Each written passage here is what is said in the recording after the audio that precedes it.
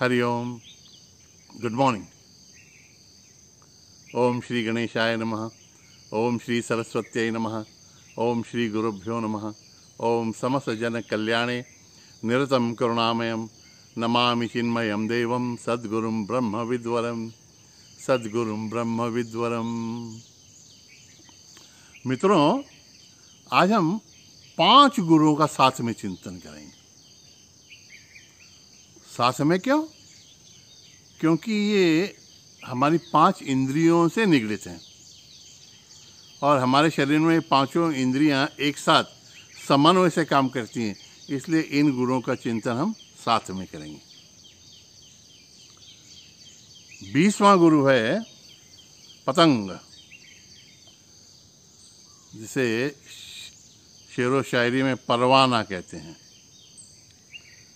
इस पतंग को ना रूप की आसक्ति रहती है, आँख, बहुत प्रकाश की आसक्ति रहती है।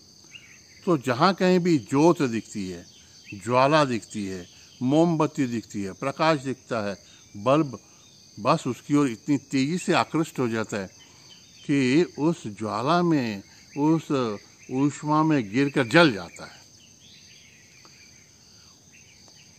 शायर लोग कहते हैं कि क्षमा उसे कहते रहती है कि मेरे पास मत आ, जल जाएगा, लेकिन आसक्ति उसको इतनी रहती है कि बेचारा प्राण गंवा देता है, लेकिन आसक्ति से छूट नहीं पाता हमारा पतंग।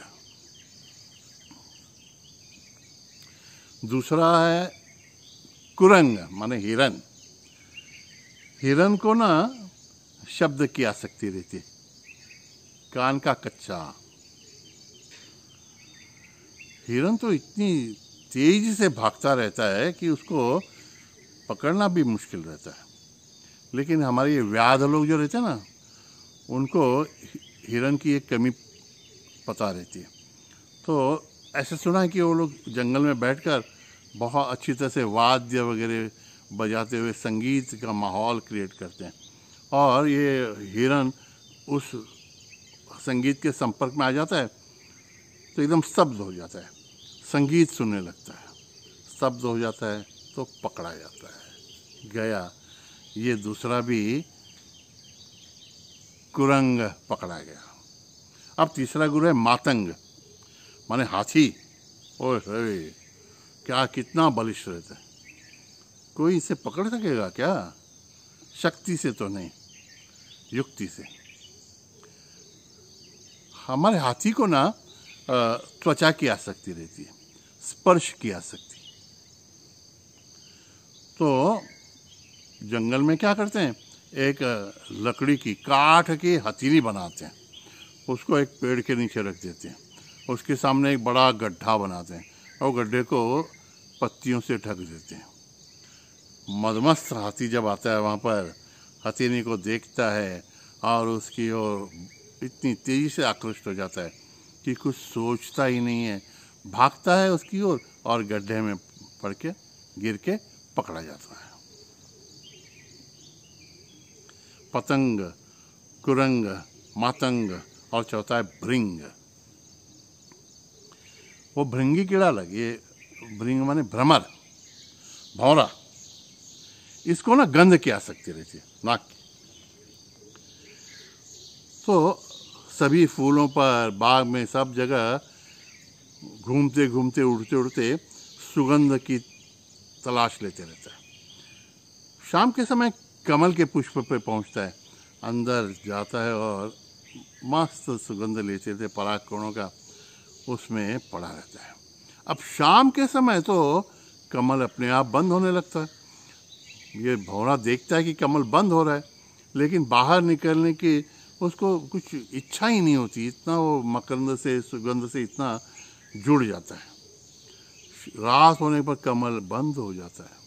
अब उस समय भी भौरा निकल सकता है, क्योंकि कहते हैं कि उसमें लकड़ी में भी छेद करने की ताकत रहती है। लकड़ी को भी छेदने की क्षमता रखने वाला भौरा उस कोमल कमल से भी बाहर नहीं निकल पाता, क्योंकि गंध की आसक्ति है। और एक कवि कल्पना ऐसी है कि रात के समय हाथियों का झुंड वहाँ पे तालाब में आता है, कमलों को पैरों की तरह कुचल देता है वो हाथी, और हमारे भ्रमर उस कमल में वैसे ही प्राण खो देता है। बहुत बुरा लगता है। पांचवा गुरु है मीन, माने मछली। आपने नदी के किनारे देखा होगा, मछली पकड़ने वाले क्या करते हैं, बहुत बड़ी एक डंडी रखते हैं, उसमें धागा बांधते हैं, धागे के आगे हुक रहता है, और हुक में वो थोड़ा मांस का टुकड़ा लगा के उसको नदी में ऐसा डुबो के रखते हैं और घंटों इंतज़ार करते रहते हैं। अब मछली को रसना की, स्वाद की आसक्ति रहती है। अब इतनी बड़ी नदी है, उसमें मछली को खाने के लिए कुछ कम होगा क्या? नहीं, बस कुछ नया नया कुछ खाने की इच्छा हो जाती है। वो जब आती है उस हुक के पास तो देखती है कुछ नया पदार्थ है, खाने जाती है तो उसकी जीवा में वो हुक अटक जाता है। वो डंडी पकड़े हुए आदमी को पता चलता है कि कुछ वजन लग रहा है, बाहर डंडी निकालता है, मछली बाहर आके गिरती है, छटपटा के मर जाती है। पतंग, कुरंग, मातंग, भृंग और मीन, ये अपनी एक एक इंद्रिय, एक एक विषय की आसक्ति के कारण प्राण खो देते हैं। मूर्ख है ना? अरे प्राणी ही तो हैं। हम तो ऐसे नहीं करते होंगे ना, हम मनुष्य हैं, सुबुद्ध प्राणी हैं हम। लेकिन अवधूत ने निरीक्षण किया कि ये एक एक प्राणी एक एक आसक्ति के कारण प्राण खो देता है, लेकिन ये सभी इंद्रिय, ये पांच इंद्रिय, पांच विषयों की ओर हमें, हमारे मन को खींचती रहती हैं। वो उनमें एक एक इंद्रिय बलिष्ठ रहती है, तो हमारे में पांचों इंद्रियां बलिष्ठ रहती हैं।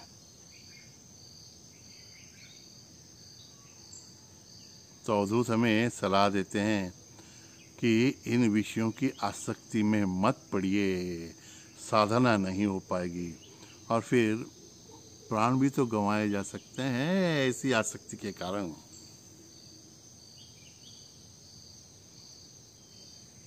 क्या करें, लेकिन आँख खोलते हैं तो पूरा विश्व दिखता है, ये जगत दिखता है, और एक एक विषय मानो एक एक इंद्रिय को उसकी ओर आमंत्रित करते रहता है। तो क्या करें? एक दृष्टांत आपको देते हैं। मैं आश्रम में बैठा था, टीवी देख रहा था, न्यूज़। तो 10-15 मिनट के न्यूज़ बाकी थे, तो आसपास के गांव से एक 4-5 लड़के आ गए और बोले, स्वामी जी हमको कुछ सिखाइए ना। तो मैं उस समय न्यूज़ में थोड़ा मग्न था, 10-15 मिनट का न्यूज़ बहुत इम्पोर्टेंट देखना था। तो मैंने कहा उनको किसी काम में लगा दें। तो मेरे टेबल पर उस दिन का न्यूज़पेपर था, वर्तमान पत्र, 26 जनवरी का दिन था, और उस पर भारत का पूरा नक्शा, फुल पेज का नक्शा आया था। तो मैंने तुरंत क्या किया, 2 मिनट में वो कैंची से उसके 10-15 झिक जाएग से टुकड़े किए, और बच्चों ये सेलोफाइन टेप लो, ये नक्शे को अभी जोड़ो, पूरा नक्शा बना के मुझे बताओ। तब तक मैंने सोचा 10-15 मिनट में न्यूज़ ख़त्म कर लें। अब आपको क्या बताऊं, 2 मिनट में उन्होंने वो नक्शा एकदम अच्छी तरह से जोड़कर सेलोफाइन टेप से मुझे बताया, एकदम बराबर था। मैंने कहा, बच्चों तुम्हारा भूगोल इतना अच्छा कैसे हो गया? बोले, स्वामी जी भूगोल अच्छा कुछ नहीं है, हमने क्या किया, वो जो आपने जो न्यूज़पेपर दिया था उसको उल्टा किया, पीछे की ओर ऐश्वर्या राय का चेहरा था हमने वो चेहरा जोड़ा, ऐसा पेपर किया और आपको दिखाया, तो भारत का नक्शा पूरा हो गया था। Good idea. मैंने सोचा हमको भी कुछ ऐसा ही करना चाहिए, दिशा बदलनी चाहिए। अब जो हम बहिर्मुख हो रहे हैं, थोड़ा अंतर्मुख हो जाएं। आँखों को बाहर का देखना बहुत ज़्यादा पसंद आ रहा है, तो मूंदी आँखों से, बंद आँखों से ईश्वर की प्रतिमा मनश्चक्षु के सामने लाने का प्रयत्न करें। कानों से भगवान की स्तुति सुने, जिह्वा से भगवान के प्रसाद का भोग लें, त्वचा से उसकी मूर्ति को स्नान करने का, उस स्पर्श का आनंद लें, गंध से अच्छे अच्छे फूलों को भगवान को समर्पित करें और उस वातावरण में एकदम अच्छी सुगंध में हम साधना करें। पांचों इंद्रियों को ऐसे अगर हम अंतर्मुख करेंगे तभी हमारा मन एकाग्र होकर भगवान की ओर भी लगेगा और जिस काम में हम लगाना चाहते हैं उसमें भी अच्छी तरह से मन लगकर हम यशस्वी हो जाएंगे। 20 से 24 5 गुरुओं का चिंतन हमने किया। ये सभी गुरु हमें अच्छी प्रेरणा देते रहें, ऐसी मनोकामना व्यक्त करते हुए आज की वाणी को विराम देते हैं। हरि ओम तत्सत, हरि ओम तत्सत, हरि ओम तत्सत। नारायण नारायण। दिगंबरा दिगंबरा, श्रीपाद वल्लभ दिगंबरा।